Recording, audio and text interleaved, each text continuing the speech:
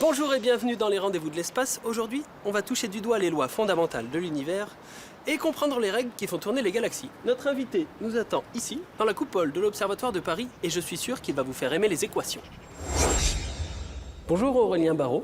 Bonjour. Vous êtes astrophysicien au laboratoire de physique subatomique et de cosmologie à Grenoble. Ma première question est très simple. Quelle est votre équation préférée? Alors, je vais vous répondre quand même en citant deux, parce que c'est un peu l'histoire de ma vie de choisir, de ne pas choisir. D'abord, l'équation de Boltzmann, ou dit-on la définition de l'entropie. S égale K fois le logarithme de oméga avec ds sur dt positive. C'est une équation extraordinaire parce que c'est celle qui permet de comprendre que les systèmes complexes que nous sommes correspondent en fait à un extrêmement grand nombre de petites configurations microscopiques. Et le sens profond de cette équation, finalement, c'est l'émergence de la flèche du temps. C'est avec elle qu'on peut comprendre pourquoi il y a une direction dans l'évolution des systèmes. Et en plus d'être extraordinairement belle, je crois qu'elle est extraordinairement fiable. Et je parierais que c'est la seule équation actuellement connue qui demeurera intacte dans les siècles, voire les millénaires à venir. Et puis je vais quand même mentionner celle qui est le plus proche de mon domaine, probablement une des plus belles créations de l'esprit humain, l'équation d'Einstein, évidemment. G mu nu égale 8 pi g sur C4 fois T mu nu.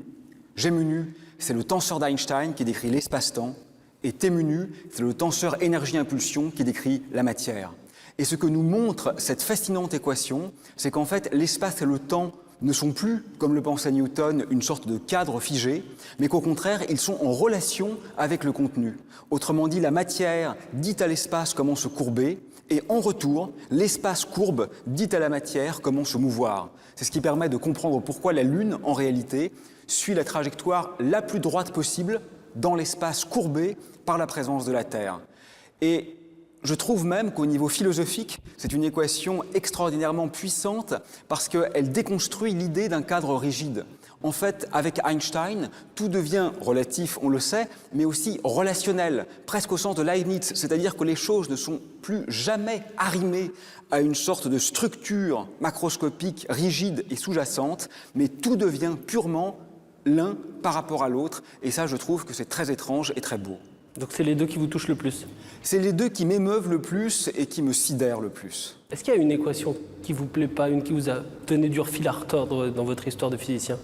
Oui, il y a beaucoup d'équations qui sont finalement disgracieuses, qui sont inélégantes, et généralement les physiciens ont l'outrecuidance de penser que ce sont donc des équations qui ne sont pas définitives, qui sont peut-être un peu fausses ou qui seront un jour supplantées par de plus belles équations. Parce que la beauté, bien sûr, c'est notre guide ultime.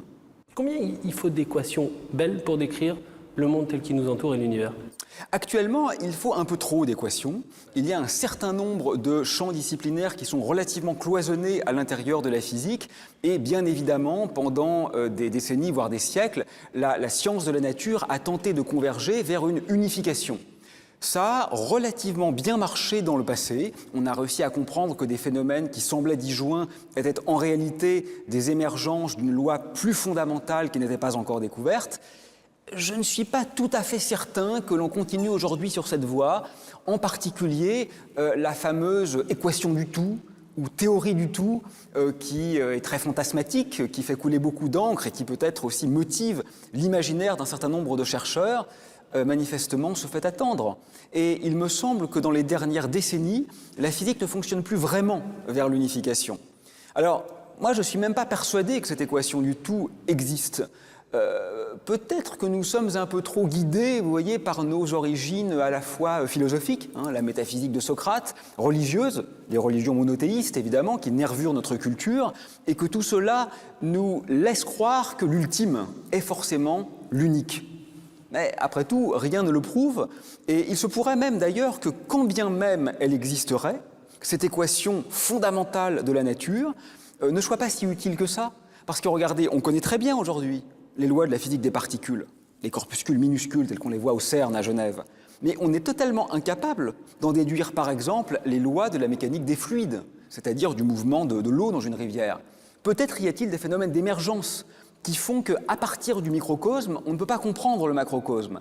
Donc cette hypothétique équation fantasmatique ne serait pas même nécessairement le fin mot sur la nature. Et je suis d'ailleurs même pas certain qu'elle serait unique, parce que peut-être y a-t-il plusieurs manières de décrire le même monde. Est-ce qu'on ne pourrait pas imaginer que cette équation, si elle existe, soit inaccessible à à un cerveau ou un groupe de cerveaux, tout simplement? Bien sûr, je pense qu'il faut toujours faire preuve d'humilité et de modestie, surtout dans le domaine des sciences. Et la finitude de notre propre esprit est évidemment la première limite à laquelle se confronter. Maintenant, je ne crois pas non plus que cela doive couper toute velléité à comprendre, parce que tenter de repousser ces limites et d'aller chercher précisément là où nous sommes en difficulté, c'est aussi toute la beauté de la réflexion et du foisonnement de l'esprit. Est-ce que l'informatique a sa place aujourd'hui dans la recherche de nouvelles lois, de nouvelles structures fondamentales? Je veux dire par là, est-ce qu'on a vraiment besoin des équations formelles belles ou un ordinateur, quelques coefficients, peut nous servir à décrire un système très complexe? Alors, il faut faire attention. Je pense que vous avez parfaitement raison. L'ordinateur et l'informatique en général jouent un rôle considérable dans la science contemporaine, ça ne fait pas même question. Mais à mon avis, c'est un rôle secondaire. C'est-à-dire que c'est un rôle technique, un rôle quantitatif, mais pas un rôle qualitatif. C'est-à-dire que l'ordinateur sait résoudre des équations très complexes, que nous ne savons pas résoudre à la main, pour lesquelles il n'y a pas de solution dite analytique.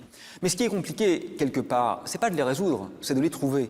Et l'ordinateur ne les trouve pas. Donc aujourd'hui, l'informatique est un moyen extraordinairement fructueux, mais je dirais qu'elle reste du domaine de l'application matérielle, de l'outil qui permet de tirer toutes les conséquences d'un langage. Mais le langage lui-même, c'est-à-dire en quelque sorte l'ontologie, l'être en tant qu'être de la science de la nature, est quelque chose qui est quand même très radicalement différent de ce que l'ordinateur produit dans une simulation. Si vous voulez, pour simuler, il faut connaître les lois.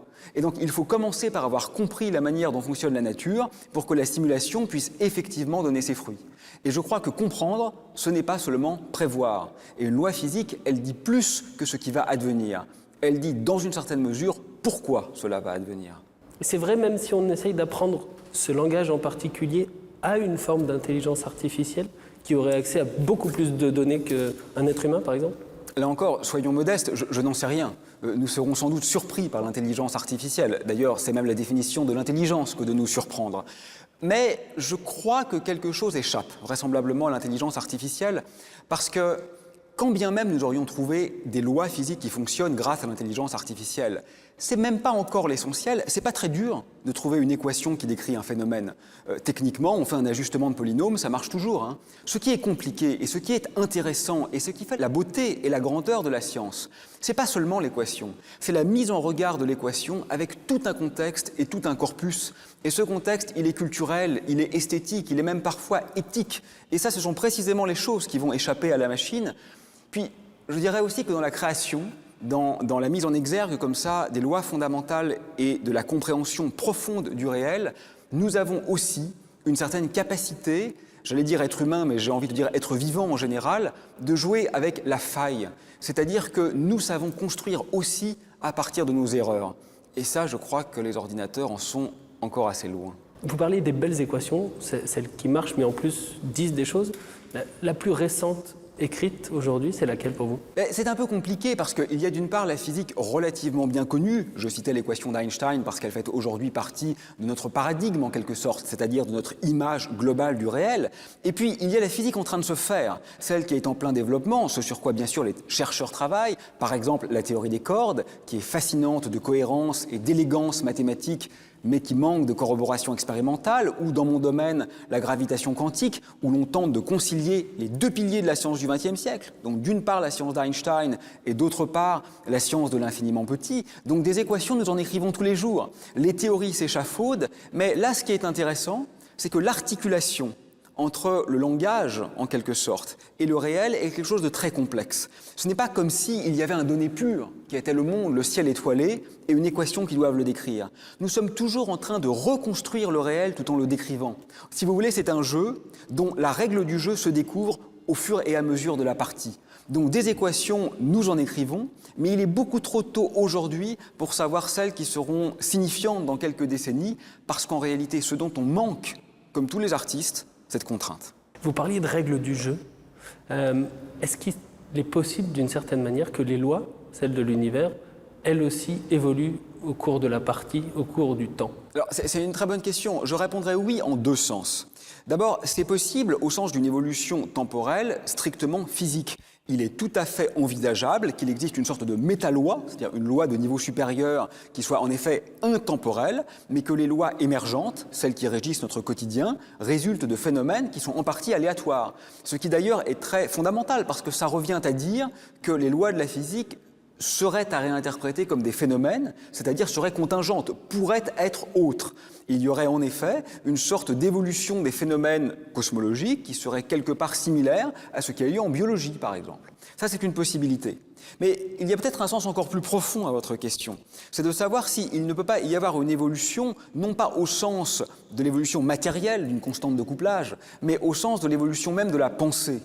C'est-à-dire que je crois qu'en effet, les lois ne sont vraisemblablement pas des découvertes de la structure intime et autonome du réel. Je crois qu'elles sont un rapport humain, donc temporellement situé par notre culture, par notre histoire, par nos attentes, par nos préjugés artistiques, intellectuels, éthiques, esthétiques, logiques.